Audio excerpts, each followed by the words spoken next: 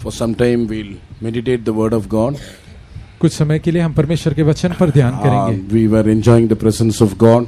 अभी हम परमेश्वर की हजूरी का आनंद मना रहे थे। In this lack of time, therefore we are going to meditate the word of God. समय की कमी की वजह से अभी हम वचन पर ध्यान करेंगे। So the Lord may speak to us with His word. Let's all praise God. परमेश्वर अपने वचन के द्वारा हमसे बात करने के लिए हम सब उसकी तारीफ करेंगे। Praise the Lord, praise the Lord, praise the Lord, praise the Lord, praise the Lord, praise the Lord, praise the Lord, praise the Lord, praise the Lord, hallelujah, hallelujah, praise the Lord, praise the Lord, praise the Lord. When we turn our Bibles to the book of Luke, लूका रचित सुसमाचार 10th chapter verses 38 to 42. 10वां अध्याय उसका 38 से लेके 42वें वचन तक। This key verse we'll read in the microphone. You listen to the word of God. इस वचन को माइक में हम पढ़ेंगे, आप इसको ध्यान से सुने। Luke 10 chapter from verses 38 to 42. लूका 10 का 38 से लेकर 42 तक। फिर जब वे जा रहे थे तो वह एक गांव में गया और मार्था नाम एक स्त्री ने उसे अपने घर में उतारा और मरियम नाम उसकी एक बहन थी। वह प्रभु के पांवों के पास बैठकर उसका वचन सुनती थी। पर मार्था सेवा करते करते घबरा गई और उसके पास आकर कहने लगी, हे प्रभु, क्या तुझे कुछ भी सोच नहीं कि मेरी बहन ने मुझे सेवा करने के लिए अकेली ही छोड़ दिया है? सो उससे कहा कि मेरी सहायता करे। प्रभु ने उसे उत्तर दिया, मार्था, हे मार्था, तू बहुत बातों के लिए चिंता करती और घबराती है, परंतु एक बात अवश्य है और उस उत्तम भाग को मरियम ने चुन लिया है जो उससे छीना ना जाएगा। Now it came to pass as they went that he entered into a certain village, and a certain woman named Martha received him into her house. And she had a sister called Mary, which also sat at Jesus' feet and heard his word. But Martha was cumbered about much serving, and came to him and said, Lord, dost thou not care that my sister hath left me to serve alone? Bid her therefore that she help me. And Jesus answered and said unto her, Martha, Martha, thou art careful and troubled about many things, but one thing is needful, and Mary hath chosen that good part, which shall not be taken away from her. Praise be to the name of God. परमेश्वर के पवित्र नाम की तारीफ हो। Here we see an incident which occurred when Jesus Christ was living in this world. जब यीशु मसीह इस संसार पर था उस समय हुई एक घटना को यहाँ पर हम देखते हैं। And this family Jesus loved the most. इस परिवार को यीशु ने सबसे अधिक प्रेम किया। And whenever he comes to their city, he used to go visit their house. और जब कभी वो उनके नगर आता था तो उनके घर में उनसे मिलने जाता था। There we read when Jesus entered their house, the elder sister Martha, she received Jesus into her house. यहाँ हम पढ़ते हैं जब यीशु उनके घर गया तो बड़ी बहन मार्ता ने यीशु को अपने घर में स्वीकार किया। She had a younger sister named Mary. She sat at the feet of Jesus to hear the word of God. और उसकी एक छोटी बहन थी मरियम, वो यीशु के पांव के पास बैठ गई कि उसके वचन को सुने। So both the sisters, they were two different personalities in the same house. एक ही भवन में इन दोनों बहनों में दो अलग अलग स्वभाव को हम देख सकते हैं। So Martha only invited Jesus into her house. Martha ने ही यीशु को उनके घर में आमंत्रित किया। And she started to prepare good food for Jesus. और वो यीशु के लिए अच्छा भोजन तैयार करने लगी। But Mary, as soon as Jesus entered her house, she sat at the feet of the Lord and listened to the word of God. लेकिन मरियम जैसे ही यीशु उनके घर में आया, उसके चरणों में बैठकर उसके वचनों को सुनने लगी। But here we read in the verse 40, Martha was cumbered about much serving and came to him and said, Lord, dost thou not care that my sister hath left me alone to serve alone? यहाँ पे 40वें वचन में हम पढ़ते हैं, Martha अधिक सेवा कर घबराकर परमेश्वर से यीशु से ऐसा कहती है, हे प्रभु, क्या तुझे कुछ भी चिंता नहीं कि मेरी बहन ने मुझे सेवा करने के लिए अकेला ही छोड़ दिया है? Bid her therefore that she help me. इसलिए उससे कहे कि वह मेरी सहायता करे। But what did the Lord Jesus say? लेकिन प्रभु यीशु ने उसको क्या उत्तर दिया? Martha, Martha, thou art careful about many things. उसने कहा, मार्था, हे मार्था, तू बहुत बातों के लिए चिंता करती और घबराती है। Because she was mindful of the earthly things. क्योंकि वो इस सांसारिक बातों के लिए चिंता कर रही थी। She loved the Lord much. उसने यीशु से बहुत अधिक प्रेम किया। She wanted to prepare good food for Jesus. वो यीशु के लिए अच्छा भोजन तैयार करना चाहती थी। More than that, The things which God desires from our life is that we have to seek the spiritual things. लेकिन इन सब बातों से बढ़कर हमारे जीवन से परमेश्वर चाहता है कि हम आत्मिक बातों को उससे प्राप्त करें। That's why the word of God says, seek ye first the kingdom of God and its righteousness, and all these things will be added unto you. इसलिए परमेश्वर का वचन कहता है पहले उसे उसके राज्य और धार्मिकता की खोज करो, फिर ये सब बातें तुम्हें दी जाएगी। Again, what did Jesus say in verse 42? फिर 42वें वचन में यीशु ने क्या कहा? But one thing is needful, परंतु एक बात आवश्यक है, and Mary has chosen the good part, और उस उत्तम भाग को मरियम ने चुन लिया which है, shall not be taken away from her. जो उससे छीनना नहीं जाएगा। So, just like Mary sat at the feet of the Jesus Christ to listen to the word of God, in these days we have to sit at the feet of the Lord. और इसी प्रकार जैसे मरियम यीशु के चरणों में बैठकर वचनों को सुनी, उसी रीति से हमें भी परमेश्वर के वचनों को सुनना। That thing is very needful in our spiritual life. ये बात हमारे आत्मिक जीवन में बहुत अधिक We have आवश्यक come है। to the end of times. हम समय के अंत में आ गए हैं। The Lord's coming is very imminent. परमेश्वर का आगमन बहुत ही निकट We है। are seeing all around us the signs of the Lord's appearance. हम चारों ओर मसीह के आगमन के चिन्हों को देख रहे हैं। But we have to love the presence of God. लेकिन हमें परमेश्वर की हजूरी से अधिक प्रेम We करना है। have to choose that good part. हमें उस अच्छे भाग को, उत्तम भाग को चुन What is लेना that है। good part? वो उत्तम भाग क्या That है? is the feet of the Lord Jesus Christ. वो यीशु मसीह का चरण या Or उसके in other पांव, words, it is the presence of the Lord. नहीं तो परमेश्वर की हजूरी। This convention here also, God has brought us all to the feet of the Lord Jesus. यहाँ इस सम्मेलन में भी परमेश्वर हमें अब सबको अपने चरणों में ले आया है। We are all seated in the presence of the living God. हम सब जीवित परमेश्वर की हजूरी में बैठे The हैं। word of God is the good part. परमेश्वर का वचन वो उत्तम भाग The है। Holy Spirit is that good part. पवित्र आत्मा वो उत्तम भाग The है। presence of God is the good part. परमेश्वर की हजूरी वो उत्तम भाग है। So when we sit at the feet of the Lord, we will receive so many blessings from the Lord. जब हम परमेश्वर के चरणों में बैठते हैं, हम वहां से बहुत सी भली बातों को The प्राप्त good कर part is सकते the हैं। forgiveness which God gives. वो अच्छा भाग परमेश्वर देने वाली माफी है। The good part is the throne of grace. वो अच्छा भाग वो अनुग्रह का सिंहासन है। The good part is that mercy and the grace which we'll receive वो अच्छा भाग to वो help in the time of need. वो अच्छा भाग वो अनुग्रह और करुणा है जो जरूरत की घड़ी में हमें मिलता That's है। why Jesus said she has chosen the good part. One thing is needful, and she has chosen the good part. इसलिए यहाँ पर यीशु कहता है परंतु एक बात आवश्यक है और उस उत्तम भाग को मरियम ने चुन Which लिया है, shall not be taken away from her. जो उससे छीना न जाएगा। Praise be to the name of God. परमेश्वर के नाम की स्तुति हो। So we all have come to the feet of the Lord Jesus Christ. हम सब यीशु मसीह के चरणों में आए हैं। There are so many blessings we receive at the feet of the Lord. यीशु मसीह के चरणों में बहुत से आशीषों को हम पाते I will हैं। quickly tell you the points, what the blessings we receive at the feet of the Lord. मैं जल्दी से आपको कुछ आशीषों को जो हम मसीह के चरणों में पाते हैं बताऊंगा। In the book of Luke, 7th chapter, verse 38. लूका 7:13 में 38. 7:38 में There we read how a person received the forgiveness of sins. यहाँ हम पढ़ते हैं कैसे एक व्यक्ति ने अपने पाप की क्षमा को पाया। We read about a woman. यहाँ हम एक स्त्री के बारे में पढ़ते She हैं, was a sinner. वो एक पापी थी। And you know, when she knew that Jesus was seated in a person's house, जब उसे पता चला कि यीशु एक व्यक्ति के घर में बैठा है, she brought an alabaster oil of ointment. वो एक इत्र की कुप्पी को ले आई And he stood at his feet behind him weeping.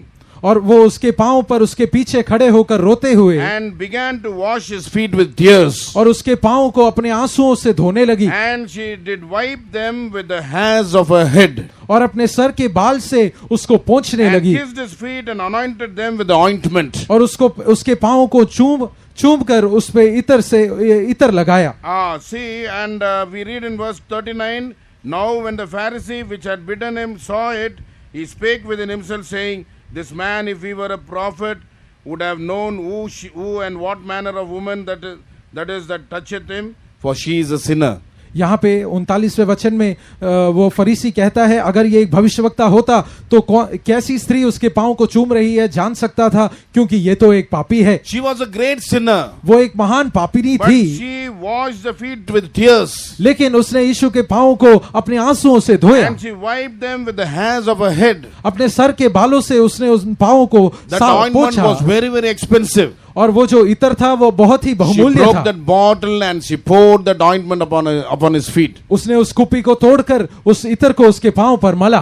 Seeing that Jesus forgave all her sins. और इन कामों को देखकर यीशु ने उसके सब पापों को क्षमा She किया। was a great sinner. वो एक बहुत बड़ी पापिनी थी, but her sins were forgiven. लेकिन उसके पाप क्षमा किए गए। Amen. Praise be to the name of God. परमेश्वर के नाम की When we तारीफ come हो। to the feet of the Lord Jesus Christ, जब हम यीशु मसीह के चरणों में आते हैं, when we break our heart in the presence of God, जब परमेश्वर के हजूरी में हम अपने हृदय को when we तोड़ते shed हैं, tears in the presence of God, जब हम परमेश्वर के हजूरी में आंसू बहाते हैं, God will forgive all our sins. परमेश्वर हमारे सब पापों को क्षमा The word of करेगा। God says, "Blessed is he whose sins are forgiven." परमेश्वर का वचन कहता है, धन्य है वे जिसके पाप क्षमा किए गए। Amen. Blessed is he whose sins are not covered, but sins are forgiven. धन्य है वे जिसके पाप छिपाए नहीं लेकिन माफ किए गए हैं। Blessed is the person who has no guile in him.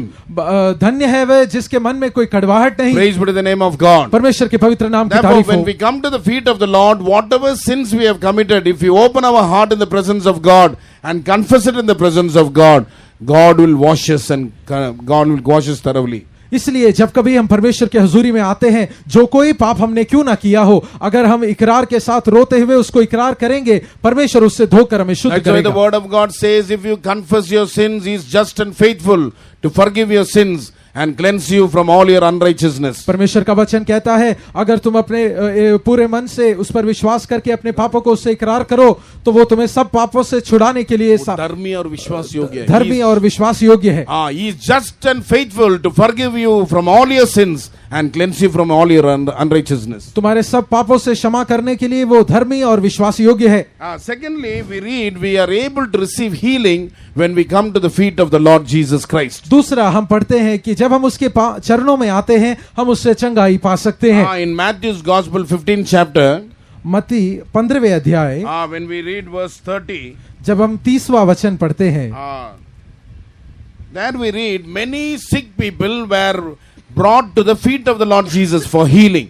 यहाँ पर हम पढ़ते हैं कि बहुत से बीमारों को उसके चरणों में लाया गया ताकि वो चंगाई पाएं। Here we read great multitudes came unto him, having with them those that were lame, blind, dumb, maimed, and many others, and cast them down at Jesus' feet. यहाँ पे हम पढ़ते हैं बहुत बड़ी एक भीड़ जिनमें लंगड़े, अंधे, गूंगे, ऐसे सब प्रकार के बीमार लोग उसके पास, उसके पाँव के पास He आए, healed them. और उसने उन सबको चंगा किया। So when the sick people are brought to the feet of the Lord Jesus Christ, Jesus will heal them completely. जब बीमारों को यीशु के चरणों में लाया जाता है, वो उन्हें पूरा पूरा चंगा करता है। When Jesus was ministering in this world, He healed everyone who came to Him. जब यीशु मसीह इस पृथ्वी पर सेवा कर रहा था, जो कोई उसके पास आए उन सबों को उसने चंगा किया। Jesus touched and healed them. यीशु ने उन्हें छूकर चंगा किया। He sent His word and healed them. उसने अपने वचन को भेजकर उन्हें चंगा किया। Now here we read that all the people are brought to the feet of the Lord and Jesus healed them. यहाँ पे हम पढ़ते हैं जो कोई उसके चरणों में लाए गए उन सबको उसने There is चंगा not किया। only forgiveness of sins at the feet of the Lord, उसके चरणों में सिर्फ पाप की क्षमा नहीं है, there is healing also at the feet of the Lord Jesus. यीशु मसीह के चरणों में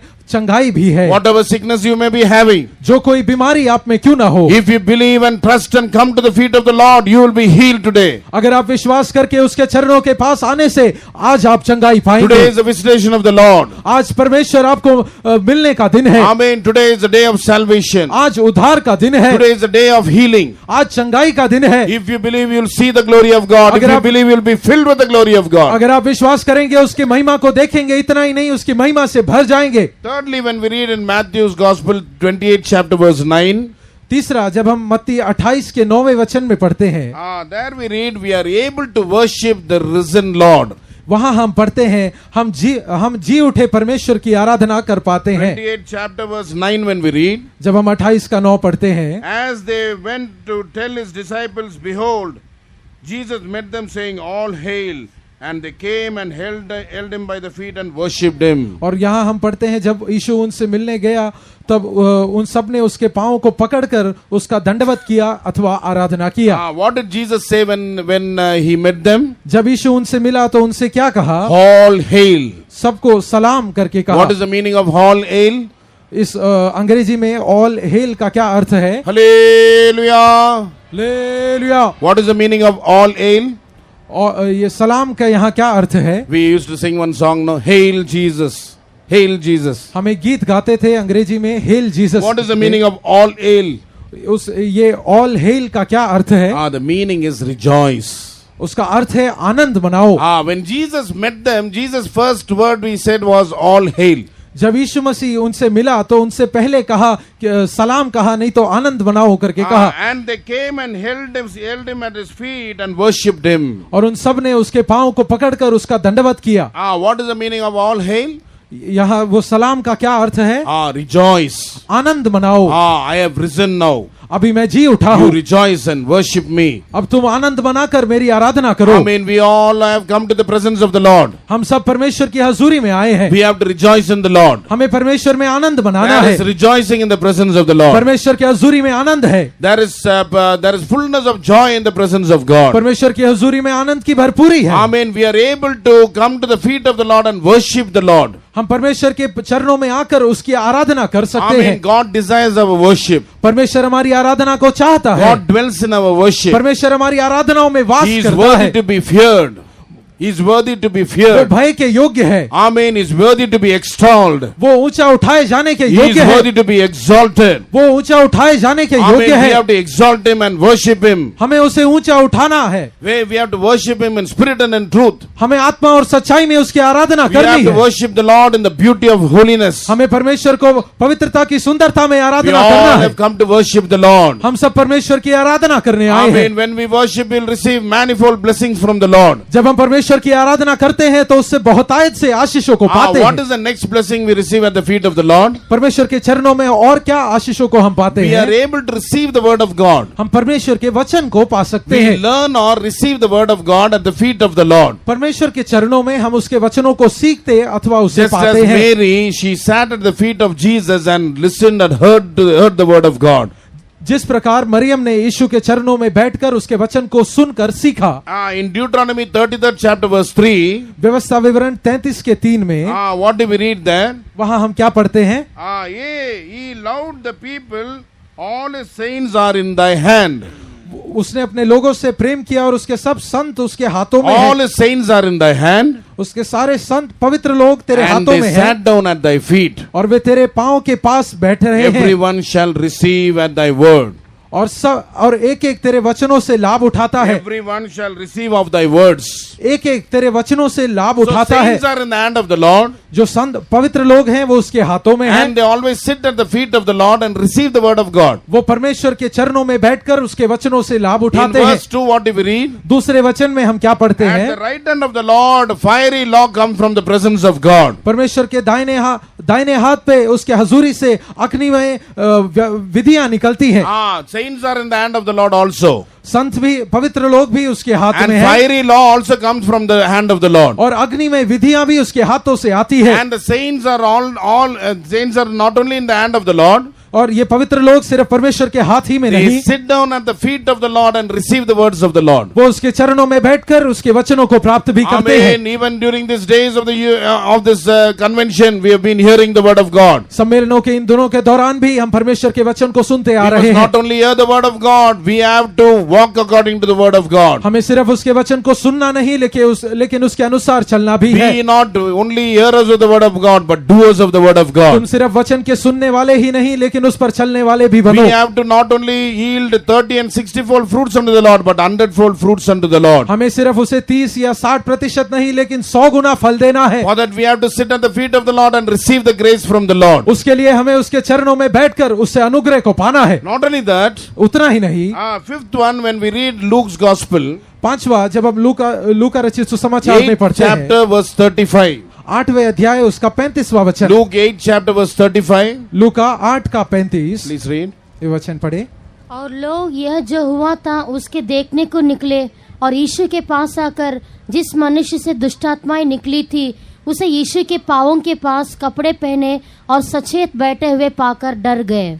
Then they went out to see what was done, and came to Jesus and found the man out of whom the devils were departed, sitting at the feet of Jesus, clothed and in his right mind, and they were afraid. Here we read a person who was possessed with a devil. यहाँ पे शैतान पकड़े हुए एक व्यक्ति के बारे में हम पढ़ते हैं। And they bound him with chains.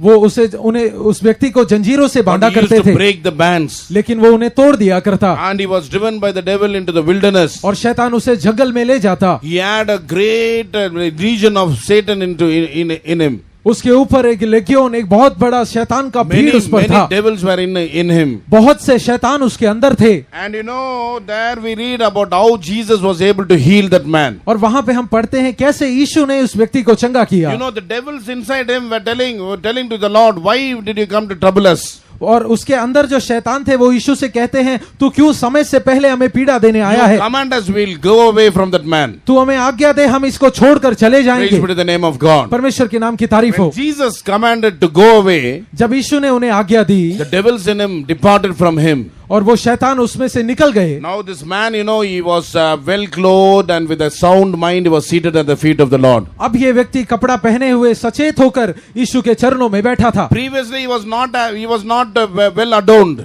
पहले वो अच्छे वस्त्र पहना नहीं करता था His dress was not tidy. और उसके वस्त्र अच्छे नहीं थे। His dress was not neat and clean. उसके वस्त्र ऐसे धुले हुए साफ सुथरे नहीं थे। Now he was neatly dressed and he was seated at the feet of the Lord. लेकिन अभी वो अच्छे कपड़े पहनकर सचेत Because the devil बनकर यीशु के चरणों में departed. बैठा Because था, the devil departed from him. क्योंकि शैतान उसमें से चला गया। Even today also people are going after the fashions of this world. आज के दिन भी बहुत से लोग इस संसार के फैशन के पीछे जाते हैं। The word of God says the world and the fashions thereof will pass away. परमेश्वर का वचन कहता है संसार और उसकी बातें बीतती जाती है। The world and the lust thereof will pass away, but he that doeth the will of God shall abide forever and ever. परमेश्वर का वचन कहता है संसार और उसकी लालसा बीतती जाती है, लेकिन जो कोई उसकी मर्जी करता है वो हमेशा बने रहेंगे। Therefore all behind these fashions, behind the world and worldliness, there are evil spirits working. इसलिए इस संसार के हर एक फैशन और उसके रीतियों के पीछे एक दुष्ट सामर्थ काम करता है। Dear youths, you have to get rid of the fashions of this world. प्रिय जवानों, आपको इस संसार के फैशन से छूटना है। You have to be away from the world and the worldliness. आपको इस संसार और सांसारिक बातों से दूर रहना है। See when the devil departed from him, और जब इसमें से ये शैतान चला गया, he was seated at the feet of the Lord. वो यीशु के चरणों में बैठ गया। He was well clothed. वो अच्छे कपड़े पहनकर वहां He was दिखाई in his दिया। right mind. वो सचेत होकर उधर दिखाई दिया। And you know, when the others saw, they were all afraid of him. और जब दूसरों ने उसको देखा वो सब डर गए। When we also sit at the feet of the Lord, our life will change. जब हम भी यीशु के चरणों में बैठेंगे हमारा जीवन बदल जाएगा। We who are craving after the worldly things and the worldly pleasures, हम जो इस संसार और उसकी बातों के पीछे मन लगाते हैं, God will deliver us. परमेश्वर हमें उसमें से छुड़ाएगा। God will give us a right mind. परमेश्वर हमें एक सही मन देगा। God will give us a sound mind. परमेश्वर हमें एक सचेत मन देगा। We will be able to be clothed neatly and tidily in the presence of God. फिर हम अच्छे से वस्त्र पहन सकेंगे। We'll be filled with the fear of God. हम परमेश्वर के भय से भरे रहेंगे। Nextly, when we read Revelation 1:17, अगला जब हम प्रकाशित वाक्य 1:17 में पढ़ते हैं, there we find we will be judged in the feet of the Lord Jesus Christ. वहां हम पढ़ते हैं हम यीशु के चरणों में न्याय किए जाएंगे। Revelation 1:17 we read, प्रकाशित वाक्य 1:17, when we come to the feet of the Lord, we will be able to judge ourselves. जब हम उसके चरणों में आते हैं हम अपने आप को न्याय कर सकेंगे। When John the divine, जब यूहन्ना John the beloved disciple of the Lord Jesus, जब यीशु का प्रिय चेला यूहन्ना when he saw the vision of the glorified Christ, जब उसने महिमा में यीशु का दर्शन को पाया, he fell as a dead man before the Lord's feet. वो एक मरे हुए व्यक्ति के समान यीशु के चरणों पर गिर पड़ा। When we read 17th verse, what do we see? जब हम 17वें वचन में पढ़ते हैं तो क्या देखते हैं? John says, when I saw him, I fell at his feet as dead. वहां यूहन्ना कहता है जब मैंने उसे देखा तो मैं उसके पैर पर मुर्दे के समान गिर पड़ा। And he laid his right hand upon me, saying unto me, fear not, I am the first and the last. तब उसने अपना दाहिना हाथ मुझ पर रखकर कहा, मत डर, मैं प्रथम और अंतिम और जीवन हूँ। Why John fell as a dead man before the Lord's feet? क्यों यूहन्ना एक मृत मनुष्य के समान उसके चरणों में गिर पड़ा? Because when he saw the glorified Christ with all his glory, जब उसने महिमा में यीशु को अपने सब महिमा के साथ देखा, he was able to realize that he was so weak.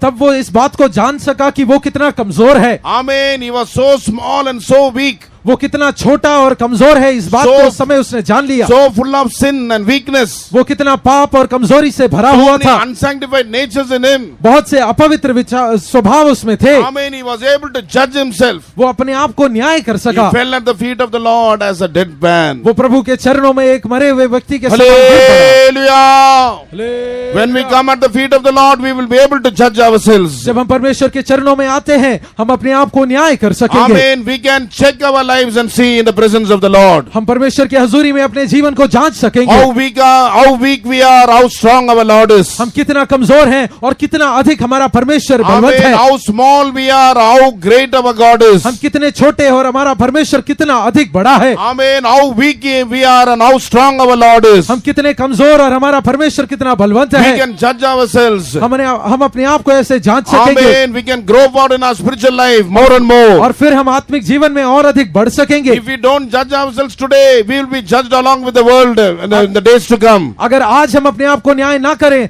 तो आगे चलकर संसार के साथ हमारा भी न्याय Amen. होगा। Let us receive in these last days. Let us sit at the feet of the Lord and look at the Lord. इन अंत के दिनों में हम उसके चरणों में आकर उसकी ओर देखें। Let us have the visions of Calvary. हम कलवरी के उस दर्शन को Let us पाएं। have the vision of the glorified Christ. उस महिमा में यीशु के दर्शन को हम भी देखें। Once he was a crucified Christ. एक समय पर वो क्रूस पर चढ़ाया हुआ मसीह था। After that he became the resurrected Christ. फिर वो जी उठा मसीह बन गया। Now he is a glorified Christ. अभी वो महिमामय प्रभु है। Nextly we read in John 11:32. अगला हम यूहन्ना 11 के 32 में पढ़ते हैं।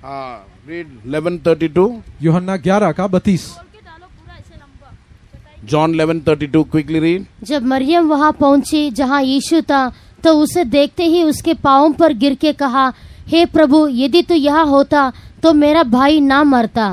Then when Mary was come where Jesus was and saw him, she fell down at his feet, saying unto him, Lord, if thou hadst been here, my brother had not died. Here we read about Mary. She came and fell at the feet of the Lord. यहाँ हम मरियम के बारे में पढ़ते हैं कि वो आकर प्रभु के चरणों में गिर And गई said, Lord, if thou hadst been here, my brother had not died. और कहने लगी, हे प्रभु, यदि तू यहाँ होता तो मेरा भाई ना मरता। She had little faith upon the Lord. उसको यीशु पर थोड़ा विश्वास था। Amen. Both the sisters, they had little faith upon the Lord. दोनों बहनों को यीशु पर थोड़ा विश्वास तो था।